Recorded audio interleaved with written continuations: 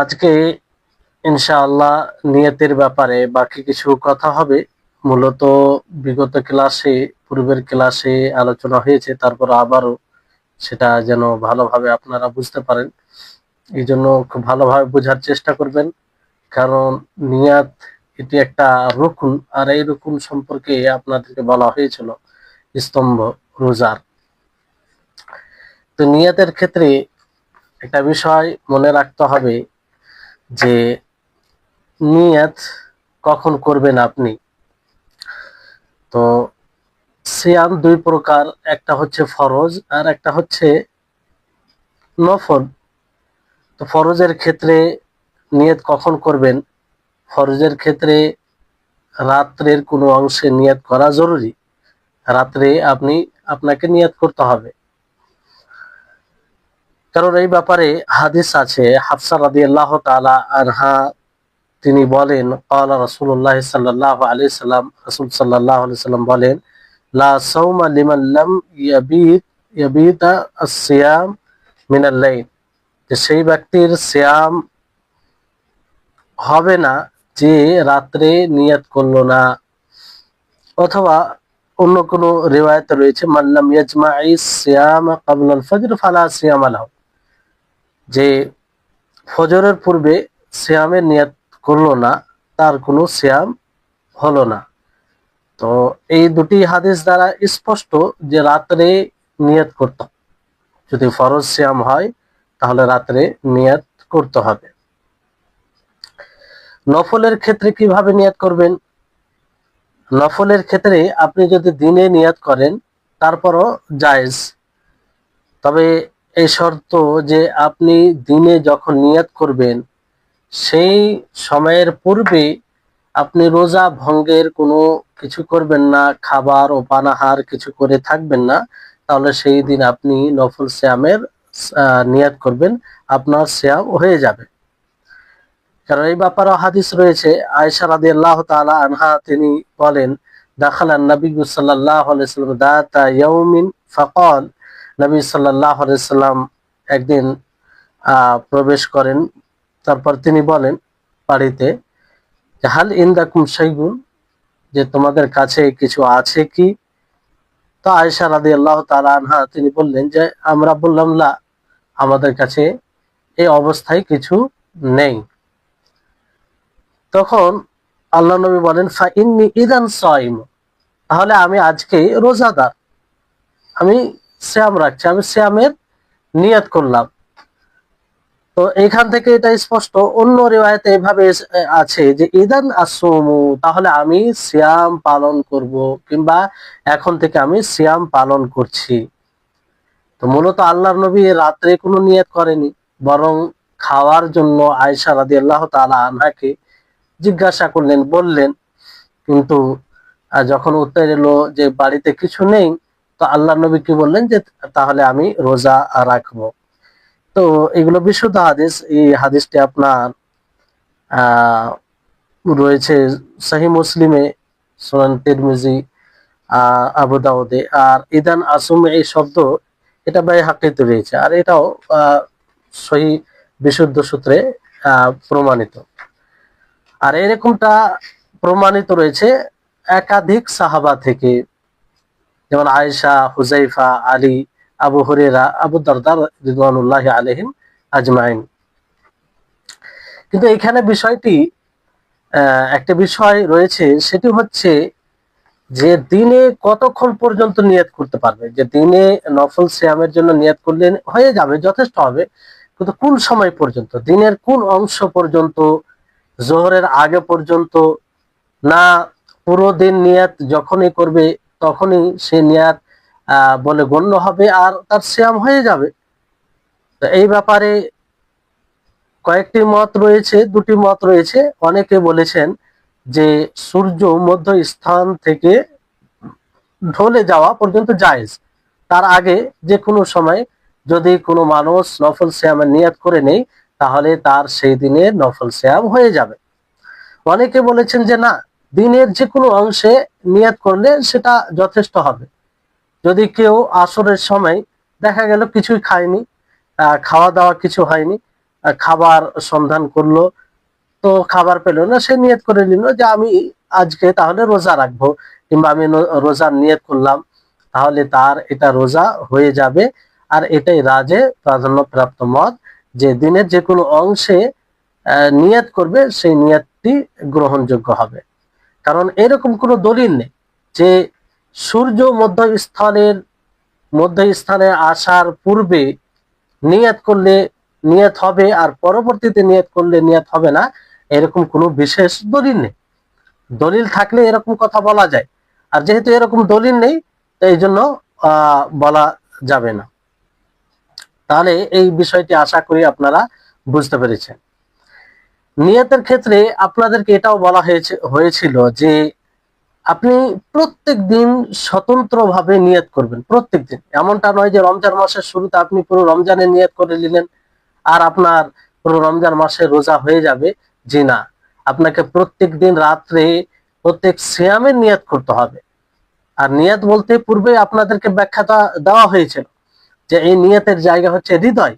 নাওয়াইতু আন আসুমা কুল্লা ইয়াউম কে আল ইয়াউম, এরকম ভাবে নিয়ত যারা করে একদম খালিস বিদাত করে, কারণ এরকম আমল প্রমাণিত নয়।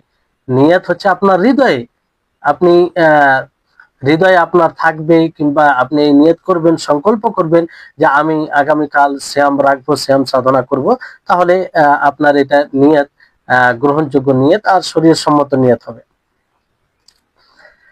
তাহলে প্রত্যেক দিন আপনাকে নিয়ত করতে হবে, ফজরের আগে রাত্রে নিয়ত করতে হবে। তো এখান থেকে একটা বিষয় স্পষ্ট হয় যে যদি রমজান মাসের কিছু শ্যাম ফাসিদ হয়, তো পুরো রমজান মাসের শ্যাম ফাসিদ হবে, এটা জরুরি নয়। তো এই হচ্ছে বিষয়। তারপর এখানে আরেকটি বিষয়, কোনো ব্যক্তি যদি ইফতারে নিয়ত করে নেয়, যেমন ধরুন শ্যাম রেখেছে, নিয়ত করেছে, দিনের কোনো অংশে দিনে হয় 12টার সময় হোক, দিন 12টায় কিংবা 1টায় কিংবা 2টোয়, কেউ যদি নিয়ত করে যে আমি রোজা ইফতার করে নিলাম কিংবা আর আমি রোজা রাখবো না, তাহলে এই নিয়তে তার রোজা ফাসিদ হয়ে যাবে, রোজা আর হবে না, তার রোজা ফাসিদ হয়ে যাবে। কারণ যতক্ষণ মানুষ রোজা রাখবে, তার নিয়ত এটা থাকা জরুরি যে সে রোজা অবস্থায় আছে, কিংবা রোজা ভঙ্গের কোনো কারণ করবে না। সে এরকম নিয়ত যদি করে নেই যে আমি রোজা আর রাখবো না, কিংবা আমি ইফতার করে নিলাম আর আমি রোজা অবস্থায় নেই, তাহলে তার রোজা ভঙ্গ হয়ে যাবে। যে যখনই ইচ্ছাকৃতভাবে নিয়ত করবে, তখনই তার রোজা ভঙ্গ হয়ে যাবে। কারণ নিয়ত এটা রুকুন, নিয়ত থাকা বাঞ্ছনীয়। যদি এই নিয়ত না থাকে, তাহলে রোজা হবে না। এবার এখানে কিছু কথা মনে রাখতে হবে, যে নিয়তে দৃঢ় সংকল্প যেন থাকে, যেটা পূর্বে বলা হয়েছে, যে কোনো প্রকারের দ্বিধা সংকোচ না থাকে, যে আমি এটা হলে রাখবো কিংবা রাখতেও পারে নাও পারে, এরকম বিষয় নেই। দৃঢ় সংকল্প হবে যে আমি আগামী দিন রোজা রাখবো, কোনো প্রকারের দ্বিধা যেন না হয়। তবে একটি বিষয় যেটা পূর্বে আলোচনা হয়েছে, যে কোনো ব্যক্তি যদি মাস সাব্যস্তে, যে আগামী দিন রমজান মাস কি রমজান মাস নয়, এই বিষয়ে যদি দ্বিধায় থাকে আর বলে যে আগামী দিন যদি রমজান মাস হয়, তাহলে আমি রমজান মাসের রোজা পালন করব, আর যদি রমজান মাস না হয়, তাহলে সেটা নফল রোজা হবে। যে এরকমটা এইভাবে কেউ নিয়ত করে, তাহলে এটা নিয়তে দ্বিধায় তারাদ্দুদ মনে করা হবে না, বরং এটা দৃঢ় নিয়ত নিজের জায়গায় ঠিক থাকবে। অনেকে এটা বলেছেন, কারণ আসলে এখানে দ্বিধা, যেখানে তারাদ্দুদ যেটাকে বলছে, সেটা হচ্ছে মানে দোদুল্যমান। সেটা কোন বিষয়ে? রমজান মাস সাব্যস্ত হয় বিষয়। বাকি সে দৃঢ় সংকল্প করছে যে রমজান মাস হলে সে রমজান মাসের রোজা রাখবে। এই বিষয়ে অনেকে বলেছেন যে এটা নিয়তে দোদুল্যমান গণ্য করা যাবে না।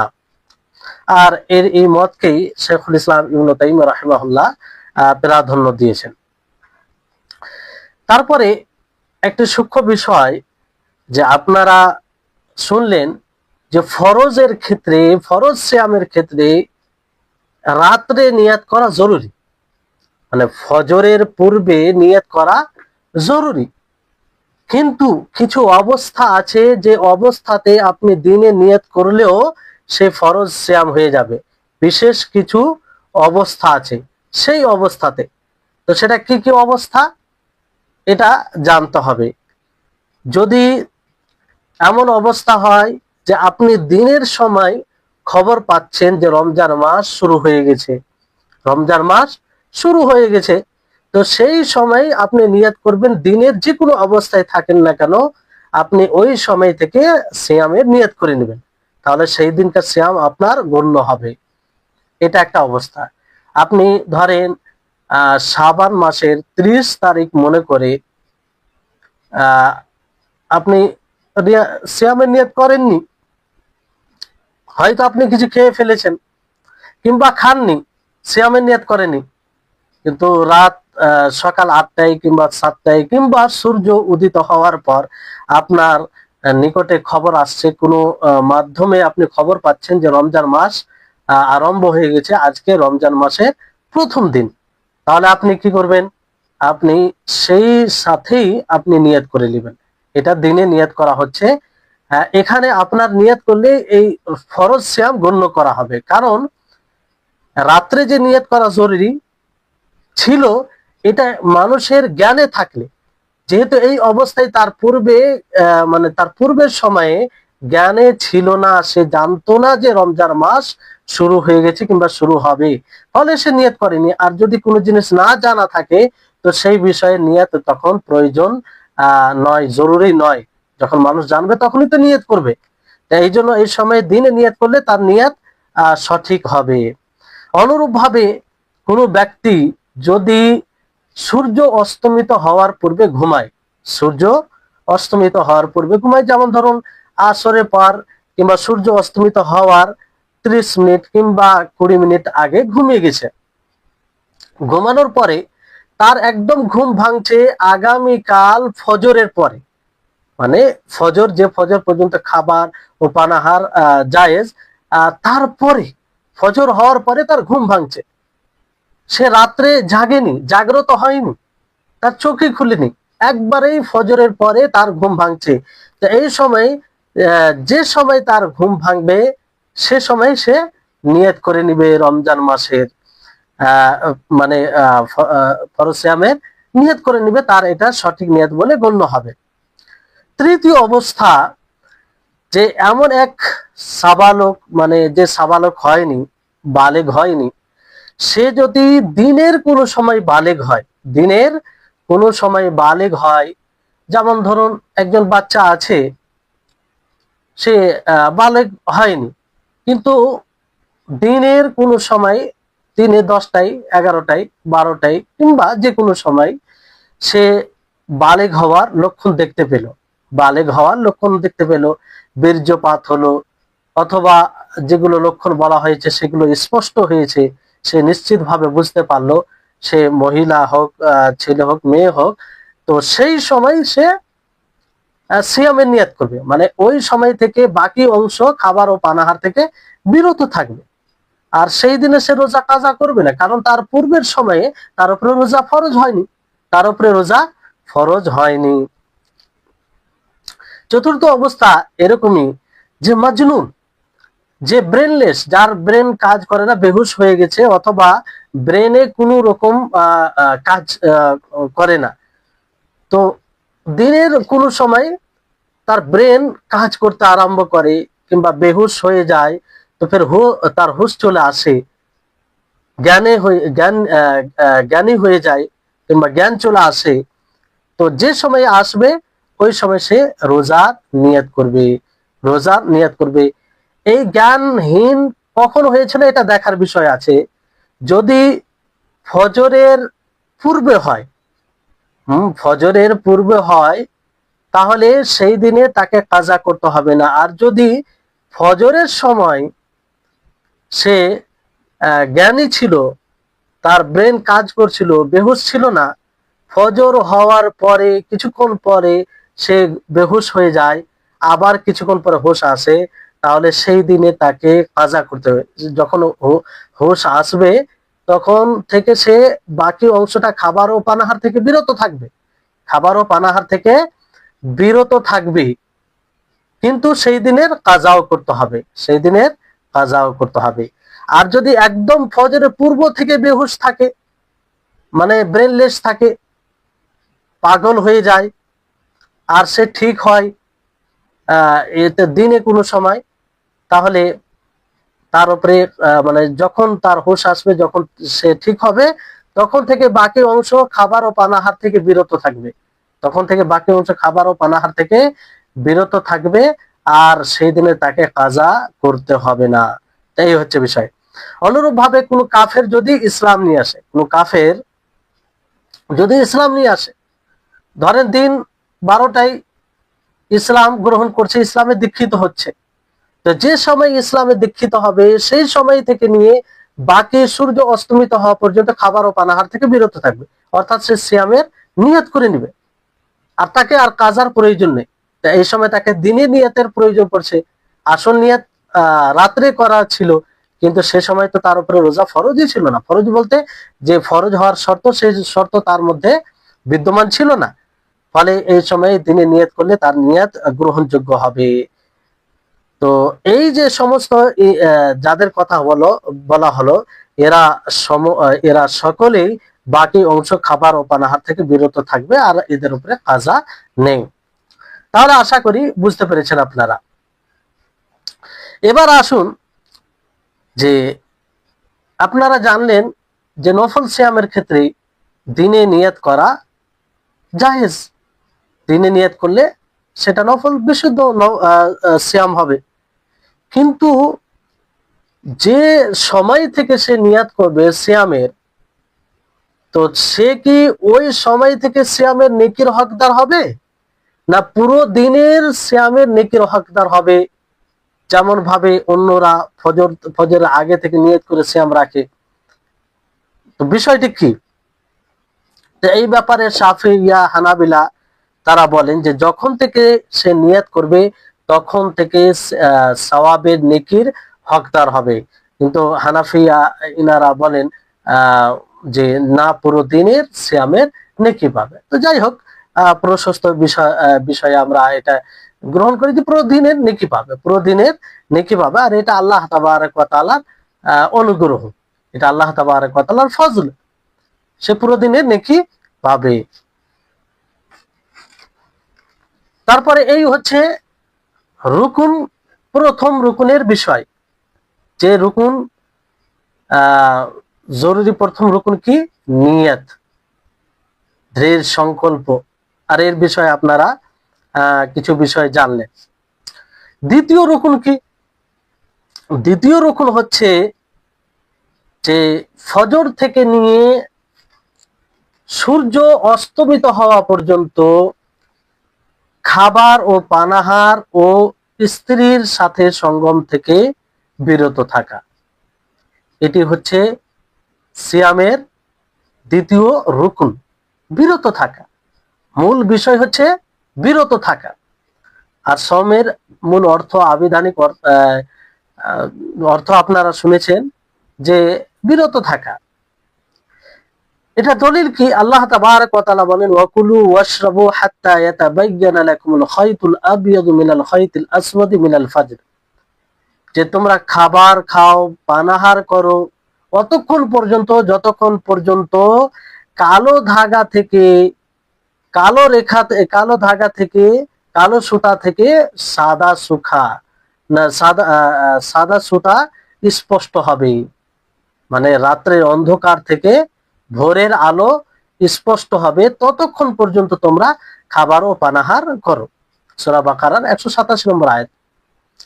তো এখানে সাদা সুতা এবং কালো সুতা বলতে কি? কালো সুতা বলতে রাত্রে অন্ধকার, আর সাদা সুতা বলতে ভোরের তুষার আলো। এই ব্যাপারে কিছু রিওয়ায়াত আছে, যে রিওয়ায়াতগুলো আপনাদেরকে বলবো যাতে বিষয়টি আরো স্পষ্ট হয়। আদি বিন হাতিম রাদিয়াল্লাহু তাআলা আনহু থেকে বর্ণিত, তিনি বলেন লাম্মা নাজালাত, যখন এই আয়াতটি নাজিল হয়, হাত্তা ইয়াতাবায়্যানা লাকুমুল খায়তুল আবিয়াদু মিনাল খায়তিল আসওয়াদ, যে অতক্ষণ পর্যন্ত তোমরা খাবার খেতে থাকো, পানাহার করতে থাকো, যতক্ষণ রাত্রের অন্ধকার থেকে তুষার ভোরের আলো স্পষ্ট হয়, মানে কালো ধাগা থেকে সাদা ধাগা কিংবা সুতা স্পষ্ট হবে। তো এই আয়াতটি যখন নাজিল হয়, তখন আদি বিন হাতিম তিনি সুতালেন, একটি কালো এবং একটি সাদা, আর সেই দুটি সুতাকে বালিশের তলে রেখে দেন। আর তিনি রাত্রে দেখতে থাকেন সেই দুটি সুতার দিকে, যে তার জন্য কখন কোনটা স্পষ্ট হচ্ছে। যদি সাদাটা স্পষ্ট হয়, তার মানে কি যে এর সময় শেষ, খাবার ও পানাহারের সময় শেষ। এইভাবে তিনি সকাল করেন, অতিবাহিত করেন রাত, আর পরের দিন তিনি সকাল করে রাসূল সাল্লাল্লাহু আলাইহি সাল্লামকে এই বিষয়টি বলেন যে আমি এরকমটা করেছি। তখন তিনি বলেন যে ইন্নামা যালিকা সাওয়াদুল লাইলি ওয়া বায়াদুন নাহার, যে তুমি যে এখানে খাইতুল আসওয়াদ এবং খাইতুল আবিয়াজ থেকে যে সুতা মনে করেছো, সেই সুতা নয়, বরং এখানে আল খাইতুল আসওয়াদ থেকে রাত্রে অন্ধকার বোঝানো হয়েছে, এবং আল খাইতুল আবিয়াজ থেকে তুষার ভোরের আলো বোঝানো হয়েছে। তো তিনি এটা ওনাকে বলেন। তাহলে সঠিক ব্যাখ্যা এই হাদিস দ্বারা পাওয়া গেল। তো এই হাদিসটি আপনার সহিহ মুসলিমে, আবু দাউদে রয়েছে। তারপরে সাহল ইবনে সাদ থেকে বর্ণিত, তিনি বলেন যে আয়াত যখন এটি নাজিল হয়, ওয়াকুলু ওয়াশরাবু হাত্তা ইয়াতাবায়্যানা লাকুমুল খায়তুল আবিয়াদু মিনাল খায়তিল আসওয়াদ, আর তখন মানুষ কি করলো, নিজের পায়ে একটি কালো সুতা এবং একটি সাদা সুতা বেঁধে নিল, আর অতক্ষণ পর্যন্ত তারা খেতে থাকতো যতক্ষণ পর্যন্ত সেই সাদা সুতাকে দেখতে না পেত। তখন আল্লাহ তাআলা নাজিল করেন মিনাল ফজর। তো তারা জানতে পারলো যে এখানে কালো সুতা এবং সাদা সুতা বলতে দিন ও রাতকে বোঝানো হয়েছে। দিন ও রাতকে, কালো সুতা বলতে রাত্রে অন্ধকার, আর আল খাইতুল আবিয়াজ সাদা সুতা বলতে ভোরের আলো। তো এখানে স্পষ্ট হচ্ছে যে ফজর দুটি, আমাদেরকে জানা দরকার যে ফজর দুটি। একটি হচ্ছে আল ফাজরুল কাযিব বলা হয়, আল ফাজরুল কাযিব, এটা কোন ফজরকে বলা হয়, যে যখন আসমানে লম্বা দাগ খাম্বার মতো উত্তর থেকে দক্ষিণে ছড়িয়ে পড়ে, এটা যখন দেখা যায় তখন এটা ফজরে কাযিবের লক্ষণ হয়। আসলে এখন তো আমরা আসমানের দিকে তাকাই না, কারণ নিত্য নতুন প্রযুক্তি চলে এসেছে, সময় দেখলে আমরা বুঝে যাই, ওই হিসাবে সময় থাকে। কিন্তু আগে মানুষ এইভাবে আসমানে দেখতো, আর মানুষ বুঝতে পারতো। তো এই জন্য আগেকার মানুষ এগুলো খুব বুঝতে পারে, এখন আমরা লক্ষ্য করলে বুঝতে পারবো। তো সেই ফজরে কাযিবের সাথে অন্ধকার থাকে। কিন্তু দ্বিতীয় ফজর কোনটা, যে ফজরকে ফজরে সাদিক বলা হয়, ফজরে সাদিক বলা হয়। আর এইটা ফজর হচ্ছে যে অনেক দিগন্তে কি হয়, যে এক প্রকার প্রকাশ পায় আলো, আর সেই আলো আস্তে আস্তে আস্তে বৃদ্ধি পায়, আস্তে আস্তে বৃদ্ধি পায়, আর সেটা ধীরে ধীরে আসমানে ছড়িয়ে যায়। আর এই ফজরের সাথে সাহরি করার কিংবা রমজান মাসের সিয়ামের সাথে সম্পৃক্ত, যে ফজর পর্যন্ত খাওয়া যাবে, আর ফজর থেকে নিয়ে সূর্য অস্তমিত হওয়া পর্যন্ত খাবার ও পানাহার থেকে বিরত থাকতে হবে। তো ফজর বলতে এই ফজরে সাদেক, যে ফজরে আকাশে মানে দিগন্তে একটা আলো ছড়ায়, আর সেটা আস্তে আস্তে বৃদ্ধি পায়, সেটা আস্তে আস্তে বৃদ্ধি পায় আসমানে, পুরো আসমানে ধীরে ধীরে। তো সেই ফজরকে বোঝানো হয়েছে। তো এই ফজর থেকে নিয়ে খাবার ও পানাহার থেকে বিরত থাকতে হবে। তখন খাবার ও পানাহার হারাম হয়ে যায় যখন ফজরে সাদেক শুরু হয়ে যায়। আব্দুল্লাহ ইবনে ওমর রাদিয়াল্লাহু তাআলা আনহুমা থেকে বর্ণিত, তিনি বলেন যে রাসূল সাল্লাল্লাহু আলাইহি ওয়াসাল্লাম বলেছেন, ইন্না বিলালান ইউআযযিনু বিলাইলি, যে নিশ্চয় বিলাল রাদিয়াল্লাহু তাআলা আনহু তিনি রাত্রে আজান দেয়। রাত্রে বলতে প্রথম আজান, মূল আজান নয়। ফাকুলু ওয়াশরাবু, সেই আজানের অর্থ হলো যে তোমরা খাও, পানাহার করো। হাত্তা ইউআযযিনা ইবনু উম্মি মাকতুম, অতক্ষণ পর্যন্ত যতক্ষণ পর্যন্ত আব্দুল্লাহ ইবনে উম্মে মাকতুম আজান দেবে। তাহলে বিলাল রাদিয়াল্লাহু তাআলা আনহু তিনি আজান পূর্বেই দিতেন।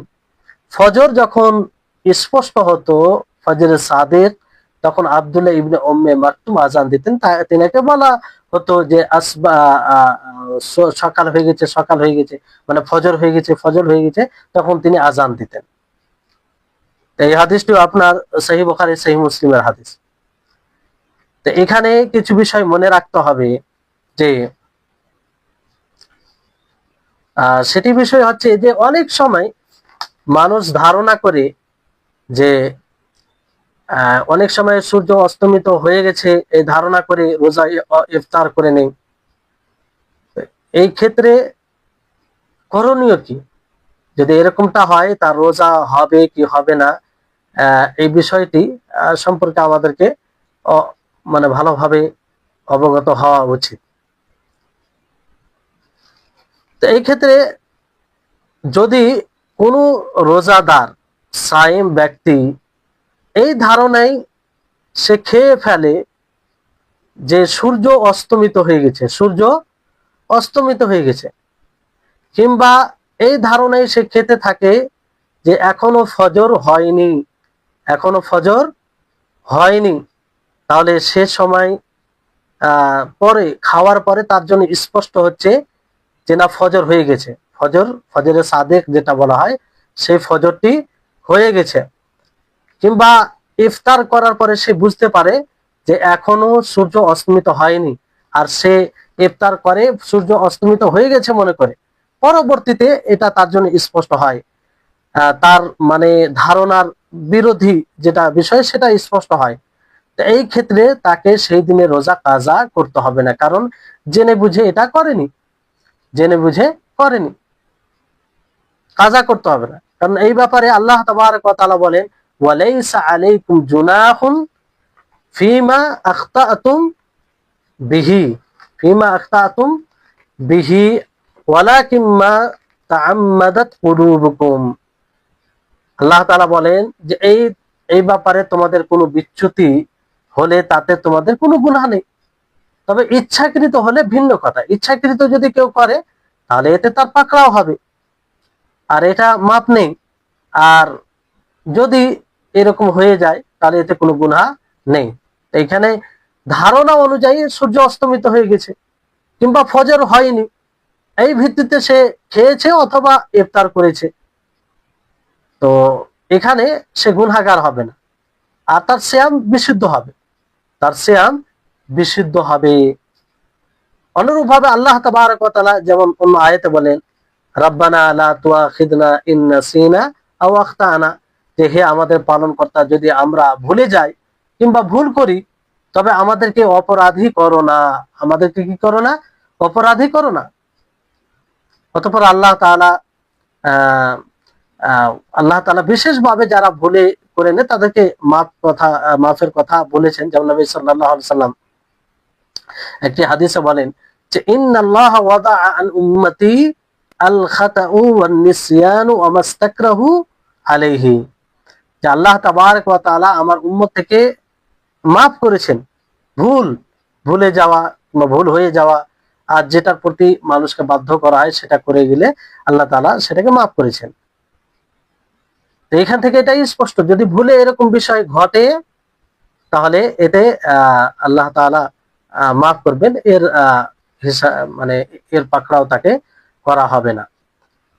আরো বিভিন্ন হাদিসে প্রমাণিত আছে, যেমন একটা হাদিসে রয়েছে আসমা বিনতে আবু বকর রাদিয়াল্লাহু তাআলা আনহার হাদিসে এসেছে, তিনি বলেন যে আফতারনা আলা আহদি নবী সাল্লাল্লাহু আলাইহি ওয়াসাল্লাম ইয়াউমা গায়মি, যে আমরা নবী সাল্লাল্লাহু আলাইহি ওয়াসাল্লামের জামানায় আকাশ মেঘাচ্ছন্ন ছিল, ওই সময় আমরা সূর্য অস্তমিত হয়ে গেছে মনে করে আমরা ইফতার করিনি। সুম্মা তালাআতিশ শামস, ইফতার করার পরে সূর্য আবার দেখা দেয়। কিলা লি হিশাম ফাউমিরু বিল কাদা, হিশাম বলে যে তাদেরকে কাজার আদেশ দেওয়া হলো। তিনি বললেন যে এই কাজা করা জরুরি। মা আমার বলেন যে সামিআতু হিশাম লা আদরি কাজাও আমলা, তিনি বলেন যে আমরা জানি না হিশাম তারা কাজা করেছে না কাজা করেনি। তো এখান থেকে অনেকে বলেছেন যে কাজা করতে হবে, কিন্তু সঠিক বিষয় হচ্ছে যে কাজা করতে হবে না, কারণ ইচ্ছাকৃত ভাবে এটা করেনি। ইচ্ছাকৃত করতে গেলে গুনাহগারও হবে এবং কাজাও করতে হবে। কারণ কাজা যদি করতে হতো তাহলে অবশ্যই নবী করিম মুহাম্মদ সাল্লাল্লাহু আলাইহি সাল্লাম থেকে কোনো স্পষ্ট বাণী থাকতো। যেমন এই রোজা ইফতারের বিষয়ে রয়েছে, তো এই বিষয়টি যেমন ঘটেছে, তো এটা যদি কাজা করা জরুরি হতো, তো এটা একটা গুরুত্বপূর্ণ বিধান, এর ব্যাপারেও নবী সাল্লাল্লাহু আলাইহি সাল্লামের দিক নির্দেশনা থাকতো, যা নেই। তো এখান থেকে স্পষ্ট হচ্ছে যে সেই দিনের কাজা করতে হবে না, সেই দিনের কাজা করতে হবে না। শেখুল ইসলাম ইবনে তাইমিয়া রাহিমাহুল্লাহ আসমা বিনতে আবু বকরের হাদিস থেকে, আসমা বিনতে আবু বকরের হাদিস রয়েছে, তিনি বলেন যে আমরা রমজান মাসের আকাশ মেঘাচ্ছন্ন হওয়ার কারণে ইফতার করিনি, তারপরে সূর্য দেখা দেয়। তো এই হাদিস থেকে তিনি দুটি বিষয় তুলে ধরেছেন। এই হাদিস দুটি বিষয়ের উপরে প্রতীয়মান, দুটি বিষয়ের উপরে প্রতীয়মান। একটি হচ্ছে যে হাদিস এই কথার উপরে প্রতীয়মান যে যখন আকাশ মেঘাচ্ছন্ন হবে সেই সময় সূর্য অস্তমিত হয়ে যাওয়ার খাতিরে কিংবা সূর্য অস্তমিত হয়েছে কিনা এটা এটা স্পষ্ট হওয়া পর্যন্ত দেরি করা মুস্তাহাব নয়, দেরি করা এটা ঠিক হবে না। যখন মনে হবে যে সূর্য অস্তমিত হয়ে গেছে নিশ্চিতভাবে, তখন সে ইফতার করে নেবে, তখন সে ইফতার করে নেবে। কারণ এখানে দেখুন যে আসমা বিনতে আবি বকর তিনি কি বলছেন, তিনি বলছেন যে রমজান মাসে আমরা আকাশ মেঘাচ্ছন্ন হওয়ার কারণে, আকাশ মেঘাচ্ছন্ন ছিল তো আমরা ইফতার করিনি। ইফতার করিনি মানে কি আগেই করে নিয়েছেন না, ওনারা মনে করেছেন যে সূর্য অস্তমিত হয়ে গেছে ফলে ইফতার করেছেন, তার মানে আকাশ মেঘাচ্ছন্ন হওয়ার ফলে তারা দেরি করেনি। তো আমরা এই কারণে দেরি করতে পারি না, কিংবা দেরি না করাটা উত্তম, দেরি করাটা উত্তম নয়। যদি উত্তম হতো তো অবশ্যই ওনারা এমন দেরিতে ইফতার করত যে এই বিষয়টি ঘটতো না, এই বিষয়টি ঘটতো না। এখান থেকে খুব একটি সূক্ষ্ম বিষয় তিনি তুলে ধরেছেন, যেটা যুক্তিপূর্ণ কথা। আর নবী করিম মুহাম্মদ সাল্লাল্লাহু আলাইহি ওয়াসাল্লাম তিনি হুকুম দেন, এরকমটা তিনি কোনো হাদিসে বলেনি যে আকাশ যখন মেঘাচ্ছন্ন হবে তখন তোমরা দেরিতে, সতর্কতামূলক দেরিতে ইফতার করবে না। আর সাহাবায়ে কেরামও এরকম আমল করেনি, অথচ সাহাবায়ে কেরাম সবচেয়ে বেশি শরীয়তের ব্যাপারে জানতেন আর সবচেয়ে বেশি আল্লাহর অনুসরণকারী তারা। আল্লাহ এবং তার রাসূলের সবচেয়ে বেশি অনুসরণকারী কারা? সাহাবায়ে কেরাম রিজওয়ানুল্লাহি আলাইহিম আজমাইন। তারপরেও ওনারা কখনো আকাশ মেঘাচ্ছন্ন হলে সতর্কতামূলক যে বেশি দেরি করেছে তা নয়, যখন নিশ্চিতভাবে বুঝেছেন যে ইফতারের সময় হয়ে গেছে, সূর্য অস্তমিত হয়ে গেছে, তখন তিনারা ইফতার করে নিয়েছেন। তো এটা এটা মানে খেয়াল রাখতে হবে আমাদের। অনেক সময় কি করে যে বোঝা যায় না, এখন তো সময়ের চলে এসেছে, অসুবিধা নেই, বোঝা যায় না তো সতর্কতামূলক দেরি করে। তো এখান থেকে ওই সব ব্যক্তিদেরকে শিক্ষা নেওয়া দরকার, যারা অযথা অকারণ, এটা কারণ রয়েছে এখানে, কারণ থাকার পরেও সাহাবায়ে কেরাম রিজওয়ানুল্লাহি আলাইহিম আজমাইন তিনারা দেরি করেনি। যখন মনে করেছেন যে সূর্য অস্তমিত হয়ে গেছে সাথে সাথে তিনারা ইফতার করেছেন। তো এখানে যদি কারণ থাকা সত্ত্বেও দেরি করেননি সাহাবায়ে কেরাম, তো যারা অকারণে দেরি করে, আকাশে কোনো মেঘ নেই, স্পষ্ট ভাবে বোঝা যাচ্ছে যে সময় হয়ে গেছে, তারপরও তারা 2 মিনিট 5 মিনিট সতর্কতামূলক তারা দেরি করে, এটা বড় দুঃখজনক বিষয়। সাহাবায়ে কেরামদের আমল থেকে তাদেরকে শিক্ষা নেওয়া উচিত। তো ইফতারে দ্রুত ইফতার করতে হবে, যখনই সময় হবে ইফতার করতে হবে। কারণ এই ব্যাপারে রাসূল সাল্লাল্লাহু আলাইহি সাল্লাম মানুষকে উদ্বুদ্ধ করেছেন। আর যত আপনি সময় অনুযায়ী ইবাদত করবেন, সময় অনুযায়ী ইফতার করবেন, তত আপনার এটা পরিচয় হবে যে রাসূলের কথা অনুযায়ী আপনি সবকিছু করতে চাইছেন। যেটা আসবে আগামী কোন ক্লাসের পর্বে আসবে ইনশাআল্লাহ, দ্রুত ইফতার করা। দ্বিতীয় বিষয় যেটি তিনি তুলে ধরেছেন সেটি হচ্ছে যে এই হাদিসটি আসমা বিনতে আবি বকর রাদিয়াল্লাহু আনহার হাদিসটি এই কথার উপরে প্রতীয়মান যে এরকম হয়ে গেলে কাজা করবে না। কি করবে না? কাজা করবে না। কারণ নবী সাল্লাল্লাহু আলাইহি সাল্লাম কাজার আদেশ দেননি। যদি কাজার আদেশ দিতেন তাহলে এটা সকল সাহাবা জানতেন এবং সাহাবাদের মধ্যে এটা প্রসিদ্ধ হতো, ছড়িয়ে পড়তো। এরকম রিওয়ায়াত আমাদের পর্যন্ত পৌঁছাতো, কিন্তু এরকম কোনো রিওয়ায়াত নেই। কোনো এরকম রিওয়ায়াত নেই যে আল্লাহ নবী এরকমটা হয়ে গেলে কাজার আদেশ দিয়েছেন। অথচ তখন আল্লাহ, এটা স্পষ্ট বিষয় যে এরকম হতেই পারে কিংবা হবে, মাঝে মধ্যে হতে পারে। তো এই দুটি বিষয় যেটি খুব গুরুত্বপূর্ণ। তারপরে এখানে আরেকটি বিষয় যে যদি কোনো ব্যক্তি ফ্লাইটে প্লেনে থাকে তাহলে সে সময় যে জায়গা থেকে সে সফর মানে প্লেনে উঠবে ওই জায়গার সময়ের উপরে সে নির্ভর করবে না, বরং ফ্লাইটে যখন বুঝতে পারবে যে সূর্য অস্তমিত হয়ে গেছে তখন সে ইফতার করবে অথবা যখন সে সাহরি করবে তখন ফজরে সাদিক যখন বুঝতে পারবে সময়, তখন যেটা অনুভব হবে সেই অনুযায়ী সে খাবে কিংবা খাবার থেকে বিরত থাকবে। ইফতারেও তাই, যে দেশ থেকে সে সফর আরম্ভ করবে, যেখান থেকে ফ্লাইটে চড়বে, সেখানকার সময় হিসাবে এটা ভাববে না, বরং যে জায়গায় যখন ইফতারের সময় হবে প্লেনে থাকবে তখন দেখবে যে আসলে সূর্য অস্তমিত, সেই প্লেনে থাকা অবস্থায় ওই জায়গায় সূর্য অস্তমিত হয়েছে কি হয়নি তার সাধ্য অনুযায়ী সে দেখবে আর সেই অনুযায়ী ইফতার করবে কিংবা ইফতার থেকে বিরত থাকবে। জি, তাহলে এই হচ্ছে বিষয়। দ্বিতীয় যেটা রুকুন সিয়ামের সেটা আপনাদেরকে বলা হলো। এবারে আসুন যে আমরা রোজা ইফতারের রোজাকে ভঙ্গকারী যেগুলো বিষয় রয়েছে, এর আগে আরেকটি বিষয় আছে আপনাদের সহিহ ফিকহুস সুন্নাতে, এটা পরবর্তীতে পড়া হবে ইনশাআল্লাহ। আগে আমরা রোজার ভঙ্গকারী বিষয় এটা ব্যাপারে আমরা জানব, রোজার যে ভঙ্গকারী বিষয় রয়েছে সেই ব্যাপারে। তো রোজা ভঙ্গকারী বিষয়ে এখানে তিনটি বিষয় মূল রয়েছে, যে তিনটি বিষয়ে রোজা ভঙ্গ হয়ে যায়।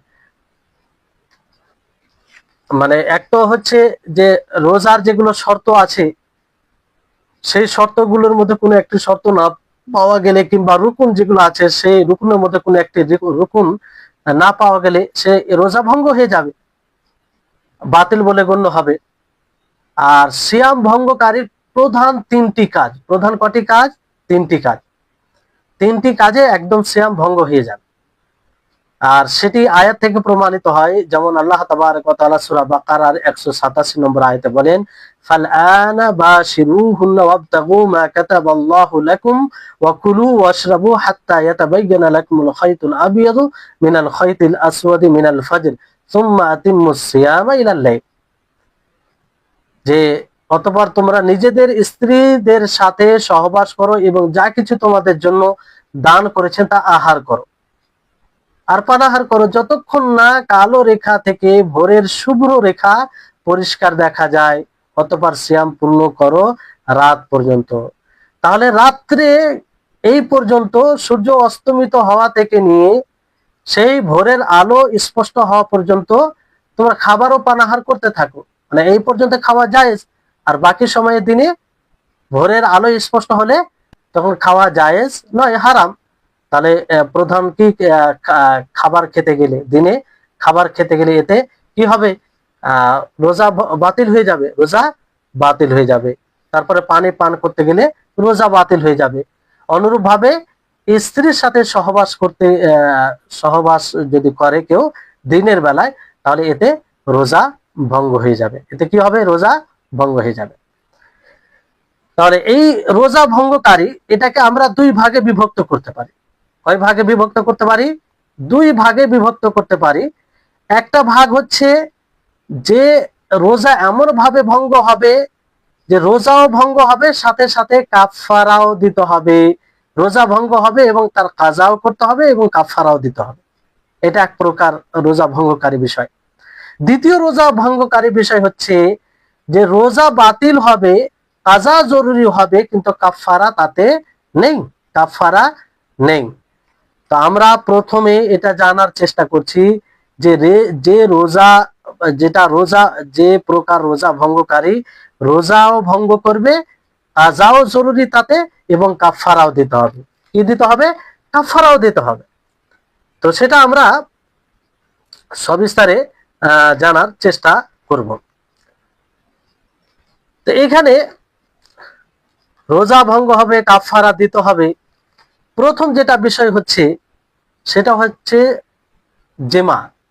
কেউ যদি স্ত্রীর সাথে দিনের বেলায় জেমা করে, দিনে রোজা অবস্থা যে কোনো সময় স্ত্রীর সাথে ইচ্ছাকৃতভাবে রমজান মাসের দিনে জেমা করে, সে আগের রাস্তায় হোক কিংবা পিছনের রাস্তায় হোক, যদি সঙ্গম করে, এতে বীর্যপাত হোক আর বীর্যপাত না হোক, এতে সে গুনাহগার হবে, তার রোজা ফাসিদ হবে এবং তার উপরে কাজা এবং কাফারা রয়েছে, কাফারা এবং কাজা রয়েছে। স্ত্রীর সাথে জেমা বলতে এখানে বিষয়টি স্পষ্ট করতে হবে যে বীর্যপাত হোক আর না হোক, অর্থাৎ স্বামী স্ত্রীর লজ্জা স্থান এক অপরের সাথে মানে অদৃশ্য হয়ে যাবে।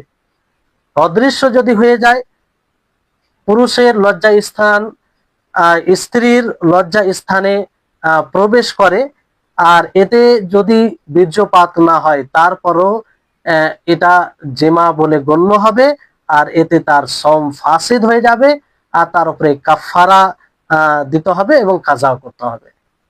তাই হচ্ছে বিষয়। অনেক সময় বীর্যপাত নাও হতে পারে।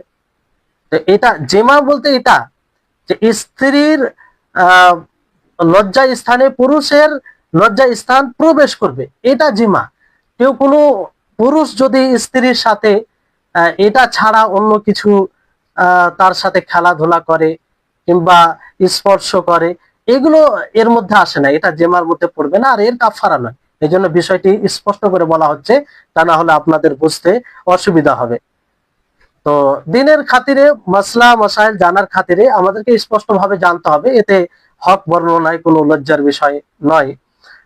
এটা নবী সাল্লাল্লাহু আলাইহি সাল্লামের পদ্ধতি। আর নবী সাল্লাল্লাহু আলাইহি সাল্লামকে সাহাবিয়াতগণ প্রশ্ন করেছেন, এরকম ধরনের প্রশ্ন করেছেন, যাতে দিনের কোনো বিষয় উজ্জ না থাকে। তাহলে আশা করি আপনারা বুঝতে পেরেছেন। এখানে একটি বিষয় যে কাজা মানে কাফারা তো দিতে হবে, কিন্তু কাজা করতে হবে কি হবে না, এই বিষয়ে মানে একটু দ্বিমত আছে। অনেকে বলেছেন যে কাজা করতে হবে না, কাজা করতে হবে না, অনেকে এই কথা বলেছেন। আর অনেকে বলেছেন যে কাজা করতে হবে, অনেকে বলেছেন যে কাজা করতে হবে। যেমন এই বিষয়ে আপনার সহিহ ফিকহুস সুন্নাতে রয়েছে, দেখেন যে মানে যে বাড়তি অংশের কারণে কাজা করতে হবে যারা বলেছেন, এই বাড়তি অংশের ব্যাপারে সহিহ ফিকহুস সুন্নাতে রয়েছে যে অতিরিক্ত অংশ যা দুর্বল ও অপ্রমাণিত। এই কারণে ইবনে হাজম বলেন তার উপর শুধু কাফারা ওয়াজিব হবে, কাজা ওয়াজিব হবে না। এই মতটি শক্তিশালী এবং যুক্তিসঙ্গত। এর সাথে সামঞ্জস্যপূর্ণ আলোচনা সালাতের কাজা অধ্যায়ে বর্ণনা করা হয়েছে এবং সিয়ামের কাজা অধ্যায়ে আলোচনা হবে। নির্ধারিত সময়ের ইবাদত কোনো ওজর ব্যতীত ছেড়ে দেওয়া হলে তার কাজা নেই। তার নির্ধারিত সময়ের ইবাদত কোনো ওজর ব্যতীত ছেড়ে দেওয়া হলে তার কাজা নেই। এই কাজা প্রতিষ্ঠা করতে গেলে নতুন দলিলের প্রয়োজন, মানে দলিল লাগবে, স্বতন্ত্রভাবে দলিল লাগবে। এরকম কোনো বিশুদ্ধ দলিল নেই। ফলে তাদের নিকটে আহ, যে কাজা করতে হবে না, শুধু কাফারা দিতে হবে, শুধু কাফারা দিতে হবে। জুমহুর আলেম যে দলিলের ভিত্তি, মানে জুমহুর ওলামায়ে কেরাম এটা বললেন যে কাফারের সাথে কাজাও ওয়াজিব, যেটা অতিরিক্ত অংশের কারণে। জুমহুর ওলামায়ে কেরাম বলেছেন, আর অধিকাংশ। তো যাই হোক, এটা প্রাধান্য প্রাপ্ত মত কোনটি এখন পরবর্তীতে আপনাদেরকে বলা হবে। এখন আমরা দুটি মত পাচ্ছি। তো যে অতিরিক্ত অংশের কারণে কাজা ওয়াজিব বলেছেন, সেটার ব্যাপারে সহিহ ফিকহুস সুন্নাতে রয়েছে যে সেটি দুর্বল, এরকম। তো বিষয়টি ভালোভাবে দেখতে হবে। তো যাই হোক, তো প্রথম যেটা যে কারণে রোজা ফাসিদ হয়ে যাবে এবং কাফারা দিতে হবে, সেটি হচ্ছে জিমা, স্বামী স্ত্রীর সঙ্গম। কাফারা কি, এই ব্যাপারে হাদিস, একটি চমৎকার হাদিস রয়েছে, যে হাদিসটি যারা মাকারিমুল আখলাক ক্লাসে যুক্ত ছিলেন তারা হাদিসটি পড়েছেন। যে আবু হুরায়রা রাদিয়াল্লাহু তাআলা আনহু তিনি বর্ণনা করেন, বলেন, যা রাজুলুন ইলা রাসূলুল্লাহ সাল্লাল্লাহু আলাইহি সাল্লাম, এক ব্যক্তি রাসূল সাল্লাল্লাহু আলাইহি সাল্লামের নিকটে আসে। আসার পরে বলেন, হালাকতু ইয়া রাসূলুল্লাহ, যে হে আল্লাহর রাসূল, আমি হালাক হয়ে গেছি, বরবাদ হয়ে গেছি, আমি হালাক হয়ে গেছি, বরবাদ হয়ে গেছি। তো আল্লাহ নবী বললেন, ওয়া মা আহলাকাকা, তোমাকে কিসে বরবাদ করেছে, তোমাকে কিসে হালাক করেছে, কি কারণে তুমি হালাক ধ্বংস হয়েছে? তো তিনি বলেন, ওয়াকাতু আলা ইমরাআতি ফি রমজান, যে রমজানে, অর্থাৎ রমজানের রোজা অবস্থায়, রাত্রে তো কোনো পুরুষ নেই, জাগে না, রমজানের রোজা অবস্থায় আমি আমার স্ত্রীর সাথে সঙ্গম করে ফেলেছি, জিমা করে ফেলেছি। ফাকাল, তিনি বললেন, হাল তাজিদু মা তাআতিকু রাকাবা, তুমি, তোমার কাছে এমন কিছু আছে যা দ্বারা তুমি একটি গোলাম আজাদ করবে, স্বাধীন করবে? তিনি বললেন, লা, আমার কাছে কিছু নেই। তখন আল্লাহ নবী তাকে জিজ্ঞাসা করলেন যে ফাহাল তাস্তাতিউ আন তাসুমা শাহরাইন মুতাতাবিআইন, যে তুমি কি লাগাতার পরস্পর 2 মাস সিয়াম রাখার প্রতি সক্ষমতা রাখো, শক্তি আছে? সে বলল, না, আমি এর শক্তি রাখি না। তখন আল্লাহ নবী বলেন, ফাহাল তাজিদু মা তুতঈমু 60 মিসকিনান, তুমি কি 60 মিসকিনকে খাওয়াতে পারবে? এমন কিছু আছে তোমার কাছে? সেই ব্যক্তি বলল, লা, আমার কাছে এটাও নেই। তারপরে সে ব্যক্তি বসে গেল। নবী সাল্লাল্লাহু আলাইহি সাল্লামের নিকটে তখনই এক গামলা পরিপূর্ণ খেজুর আসে, এক গামলা কিংবা একটা বস্তায় কিংবা একটা থলিতে খেজুর আসে। তখন আল্লাহর নবী বলেন যে তাসাদ্দাক বিহাদা, যে তুমি এটা সাদাকা করে দাও, তুমি এটা কি করো, সাদাকা করে দাও, মানে এটা কাফারা হয়ে যাবে তোমার। তো সেই ব্যক্তি বলল, ফাহাল আলা আফতার মিন্নি, যে আমার চেয়েও কি কেউ গরিব আছে, কিংবা আমার চেয়ে গরিব কে আছে যে আমি তাকে দিব? ফামা বাইনা লাবাতাইহা আহলা বাইতিন আহওয়াজু ইলাইহি মিন্নি, এই যে 2 পাহাড় আপনি দেখছেন, এই 2 পাহাড়ের মাঝে আমি সবচেয়ে, এর মানে আমার সবচেয়ে বেশি প্রয়োজন রয়েছে এই খেজুরের। তখন নবী সাল্লাল্লাহু আলাইহি সাল্লাম তার কথা শুনে এতটা হাসলেন যে আল্লাহ নবীর দাঁত পর্যন্ত প্রকাশ পেল। আর আল্লাহ নবী বললেন, ইযহাব ফাআতইমুহু আহলাকা, যে যাও, এটাকে নিয়ে যাও, তুমি তোমার পরিবারকে খাইয়ে দাও। তো এখানে এই হাদিসে অনেক শিক্ষণীয় বিষয় রয়েছে, কিন্তু এখানে যেটা মূল বিষয় যে কাফারা। এখানে দেখেন রমজান মাসে এই কাজ করে ফেলেছে। তো দেখেন সাহাবীদের কি চিন্তা চেতনা, যে গুনাহ হয়ে যাওয়ার পরে অনুতপ্ত হওয়া, অনুশোচনা, ফিরে আসা। তো এটা হতে হবে, মানুষ যারা গুনাহ হতে পারে। তো দেখেন সে কি শব্দ ব্যবহার করেছে, যে হালাক ইয়া রাসূলুল্লাহ, যে হে আল্লাহর রাসূল, আমি হালাক হয়ে গেলাম, বরবাদ হয়ে গেলাম।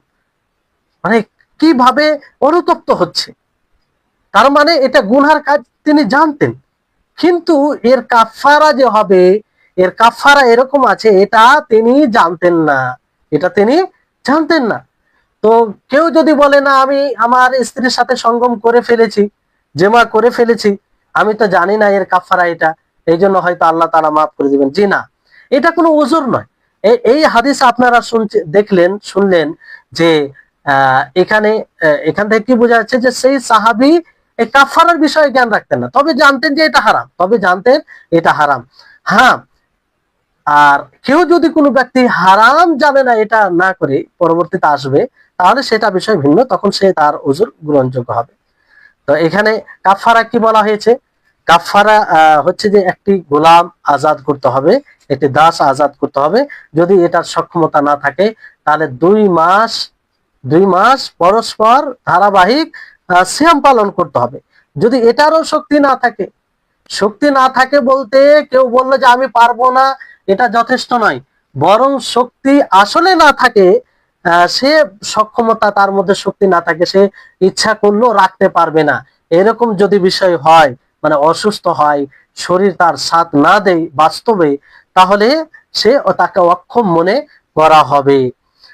তো এইভাবে তারতিব, যে পরস্পর যে গোলাম আজাদ করতে হবে, কাজ স্বাধীন করতে হবে, আহ, অথবা 2 মাস ধারাবাহিক পরস্পর রোজা রাখতে হবে, অথবা এটা যদি মানে অথবা বলতে সাধ্যে না থাকলে 7টি মিসকিনকে খাবার খাওয়াবে। তো এখানে বিষয়টি হচ্ছে যে পরস্পর ধারাবাহিকতা যেটা আছে, যে গোলাম স্বাধীন করতে অক্ষম হলে সে 2 মাস পরস্পর আহ রোজা রাখবে। 2 মাস পরস্পর বলতে কি, লাগাতার কোনো ব্যক্তি যদি 50 দিন রোজা রাখলো, তারপরে 51 দিনে সে রোজা রাখলো না, তাহলে তার 50 দিনের রোজা বাতিল, আবার তাকে শুরু থেকে রাখতে হবে। এটা কঠিন কেন? সে বড় গুনাহ করেছে।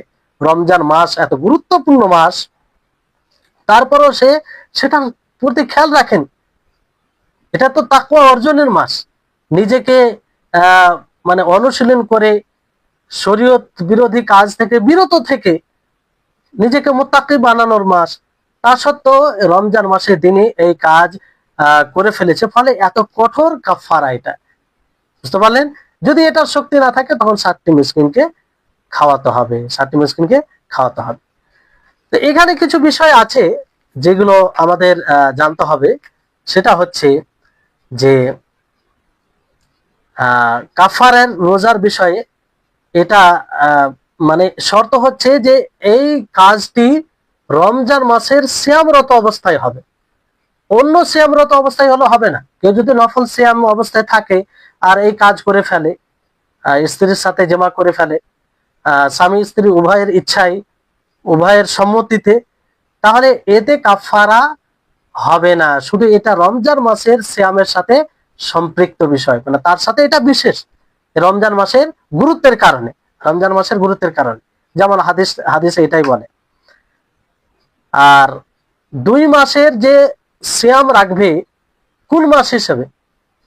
আমরা ইংরেজি ক্যালেন্ডার যেটা ব্যবহার করি সেই হিসাবে, না কামরি মাস চাঁদের মাস হিসেবে?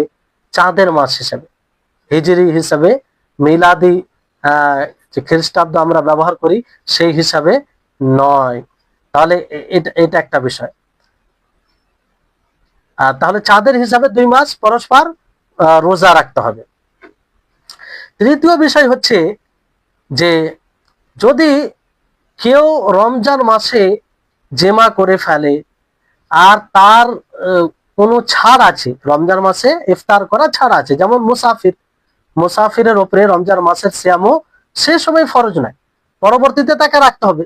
অসুস্থ ব্যক্তি, তার উপরে ফরজ নয়, যদি অক্ষম হয়, তার রোজা রাখতে গিয়ে তার অসুখ বৃদ্ধি পায়, তো তার উপরে সে যদি ওই অবস্থায় স্ত্রীর সাথে সঙ্গম করে জমা করে, তো তার গুনাহ নেই, আর না কোনো কাফারা আছে, কারণ সে ছাড়ে রুখসাত, যে শরীয়ত রুখসাত দিয়েছে সেই রুখসাত অবস্থায় রয়েছে, তার জন্য ইফতার জায়েজ। তো ফলে এগুলো কোনো অসুবিধা নেই। তবে শর্ত হচ্ছে সে যেন তার স্ত্রীর সিয়ামকে নষ্ট না করে, যদি সে সিয়ামরত অবস্থায় থাকে। স্ত্রী যদি সিয়ামরত অবস্থায় থাকে, যেহেতু রমজান মাসের সিয়াম সকলের উপর ফরজ, আর রমজান মাসের সিয়ামের জন্য স্বামীর অনুমতি জরুরি নয়। নফল সিয়ামের ক্ষেত্রে স্বামীর অনুমতি নিবে, কিন্তু রমজান মাসের সিয়ামের ক্ষেত্রে নয়। তো তার যেন রোজা নষ্ট না হয়, ফলে সে বিরত থাকবে। হ্যাঁ, যদি তার স্ত্রীও অন্য কোনো ছাড়ে থাকে, মানে শরীয়তে যেটা রুখসাত দিয়েছে, যেটা ছাড় দিয়েছে, কোনো একটি ছাড়ে থাকে তার স্ত্রীও, তাহলে কোনো অসুবিধা নেই। যেমন ধরেন যে সেই দিন সে হাইজ থেকে পবিত্র হলো দিনের বেলায়, হাইজ থেকে পবিত্র হলো দিনের বেলায়, তো সেই সময় যদি সঙ্গম করে নেয়, যেহেতু সেই দিন সে রোজা অবস্থায় থাকতে পারেনি, তো অসুবিধা নেই। কিংবা এরকম ধরেন যে স্ত্রীও অসুস্থ, কিংবা স্ত্রীও মুসাফির, উভয়ে মুসাফির, তো কোনো সমস্যা নেই, রমজান মাসের দিনেও তারা সঙ্গম জিমা করতে পারে। তো এই হচ্ছে বিষয়। তারপরে আরেকটি বিষয়, সময় কত সময় হয়ে গেল নাকি? আচ্ছা আচ্ছা আচ্ছা, ঠিক আছে ঠিক আছে, এখানে শেষ করছি। আল্লাহ তাআলা যেন আমাদের সকলকে এইসব বিষয় বোঝার তৌফিক দান করেন। আর ইনশাআল্লাহ আগামী পর্বে, আগামী ক্লাসে বাকি এর সাথে সম্পৃক্ত কিছু বিষয় আছে, সেগুলো নিয়ে আলোচনা হবে। আল্লাহ তাআলা যেন আমাদের সকলের ইলমে বারাকা দান করেন, আমাদের সকলকে ইলমে নাফে দান করেন। আপনারা সকলেই বিষয়গুলো ভালোভাবে বোঝার চেষ্টা করবেন, এবং কোনো বিষয় উজ্জ্ব থাকলে অবশ্যই জিজ্ঞাসা করবেন। وآخر دعوانا عن الحمد لله رب العالمين. السلام عليكم ورحمة الله وبركاته.